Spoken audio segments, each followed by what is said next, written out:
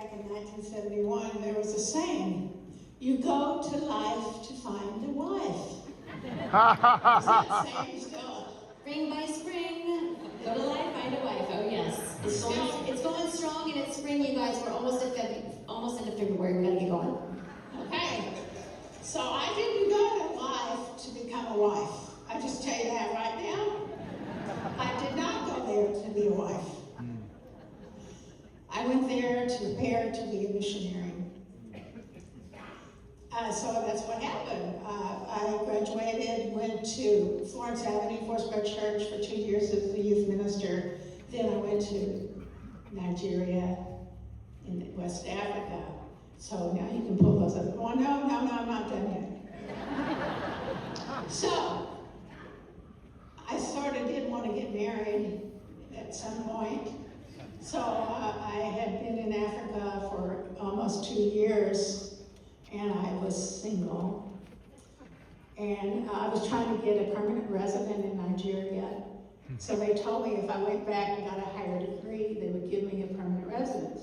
So I came back here and I enlisted at Talbot Seminary.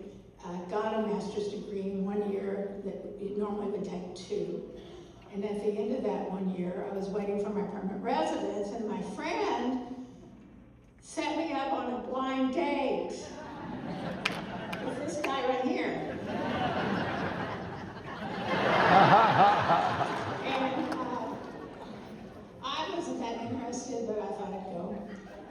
And then when he walked through the door, I took 15 looks, and I go, this guy's a winner. I can't believe it. So we had a nice time. Okay, I gotta make this story short. So 3 weeks later, we're having a meal with our friends, and they said, Dana, have you heard when you're going back to Nigeria? And I said, it should be probably soon. And he dropped his fork. He said, you're going back to Africa? I didn't tell him anything. I only knew him for 3 weeks, what I had to tell him. And he got very concerned. He said, could you excuse us? He brought me into the patio, and he said, if you're going back to Africa, what about us? And I go, I didn't know there was a us. I didn't know that. And he said, oh, we've got to pray and fast, because if you're going back to Africa, I don't know how us is going to work out. And I said, okay, we can pray and fast. Well, I didn't really need to pray and fast. He did, but I didn't. I was going back to Africa regardless. So the next day when he's praying and fasting, I went to Bob's Big Boy and had a double cheese with a milkshake and a chocolate-covered brownie with ice cream, because he was fasting. I was not.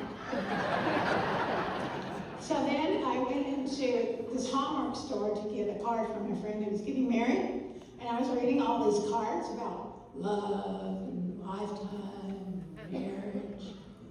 And all of a sudden, in the store, I started crying. And this lady came up to me, and she said, sweetheart, do you know why you're crying? And I said, no, I don't know why I'm crying. I'm just crying. I don't know why I'm crying. She put her hand on my shoulder and said, you're crying because you need to go home and pray and fast. This is the honest truth. She said, because God has something for you and you're not open to it. That is the truth. And then I